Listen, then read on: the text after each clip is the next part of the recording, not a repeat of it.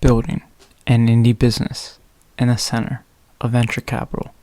I am Alex Edmonds, also known as SupremeRumHam on the internet, and this is the Building an Indie Business podcast. Alright, so today we're going to have a little fun. I'm going to be talking about Ponzi schemes and the fact that the podcasting book was called a Ponzi scheme, which I think was really funny. So it's a bit of a casual episode. It's a Thursday episode, so okay. So let's get into it. So someone called the episode that I did about creating a podcasting book a Ponzi scheme, because if you remember, I added a little part about creating an ebook and selling it for $1 million. So he didn't like that, and he said that I was doing that, or I was doing a Ponzi scheme, and it was illegal, and I just thought this was really funny because it's not a Ponzi scheme. So what is a Ponzi scheme? A Ponzi scheme is what Bernie Madoff did, if you remember him. It's what you do is you have 3 of your friends invest in your business. So one of your friends gives you $1,000, the other one gives you $1,500, and the third guy gives you $2,000. And then you take that money and you give the first guy $1,500, you give the second guy $2,000, and you give the other guy $2,500, right? And so how you get that, well, initially you give them those amounts, and then they tell 3 of their friends to about the great investment opportunity, and they give even more money, and it continues, and you go spend that money, right? And so that's how a Ponzi scheme works, and you can grow it to $1 million per person, maybe even $1 billion, and that's what Bernie Madoff did. The reason why it's called a Ponzi scheme is because the first guy to do this, his name was Ponzi. I don't know what his first name was, or if that was his last name, whatever. It's not important. And so this guy was on Reddit. He clearly didn't hear the episode, which is why I only had like 2 interactions with him through Reddit. I realized that he wasn't listening to me, and he didn't hear the material, so I just wasn't in the mood to interact with him on that day.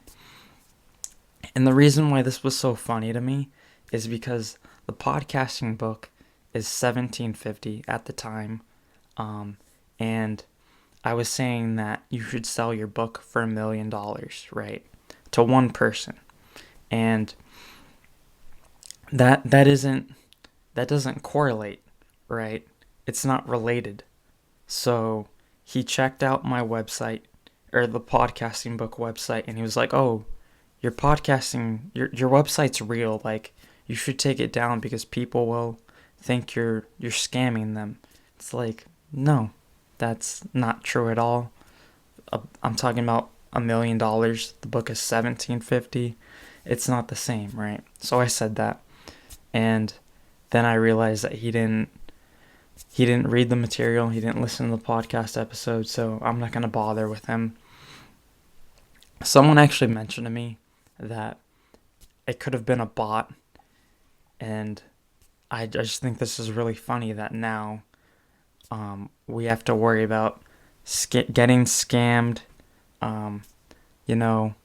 traffic not being real, and now we have to deal with bots and bot accounts from Russia. I don't know. It's just a lot. So now Reddit has this option, or they've always had this option, to turn off the comments on a post. So now I do that. Reddit, the reason why I keep posting on Reddit is because it's good for traffic. I've had times where I post an article in a subreddit, and I get 300 views in the weekend, on a weekend, right? So I don't usually get that from another place. So it's good for traffic, but now it's not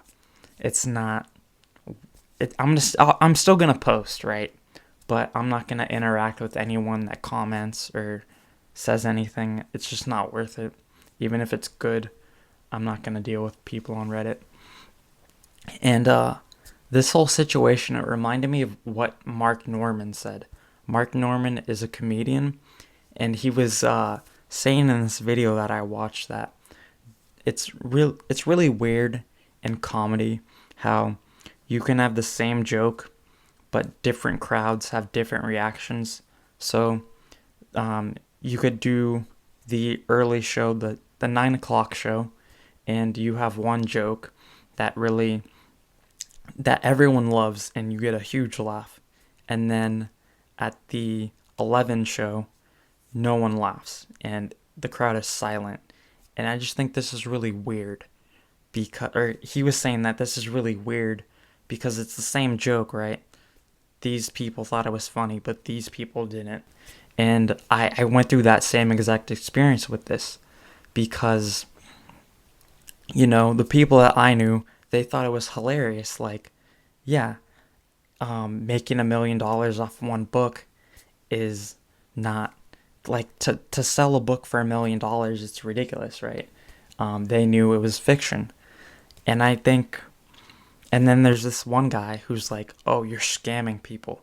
And the reason why I think this is why it worked in my audience and not this stranger is because, I'm in the indie maker community where people understand that to make $1 million selling one book to one person, it's already like fiction, right? Because who's gonna buy a book for $1 million? Who's that one person? And then I also said that, like, if you read the material right, I didn't say you're going to make $1 million. You can sell it for $1 million, but then you're also going to spend maybe $900,000 finding this person, spending the money on the ads to get and find this one person to buy the book. And there's only so many people in the world who are willing to buy a book for $1 million, and especially an ebook, right? So you're going to spend all this money and you're not going to have $1 million. I never said anything about having $1 million selling this book. I just said you have the physical possibility to make $1 million, and that was the joke. So that's why it's so ridiculous to me. Like, you're telling me that I'm doing a scam, a Ponzi scheme. You don't even know what a Ponzi scheme is. And then it's like, if you read the material, you would get the joke. I'm joking. And that's how our conversation started. He was like, this is a joke, right? And I said, 100%. And that should have been the end of it. Because, like, yeah, it's a joke, right? You listen to the material, it's a joke. What else is there to say? There's nothing else. I'm not scamming anyone because it's a joke. It's like, yeah, oh my, I can't even. And this is like there's my comedy brain and then there's my podcaster, my content creator brain. And I mix those two a bit, and this is what happens. And it's just really funny to me. I don't know.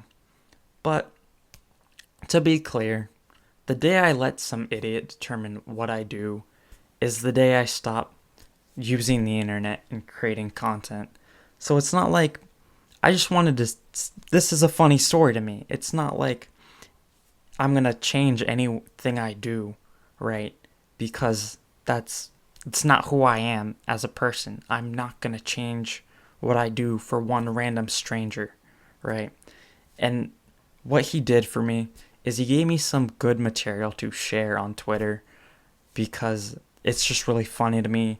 And I know that the people that thought that the $1 million joke was funny will also find this guy's reaction funny.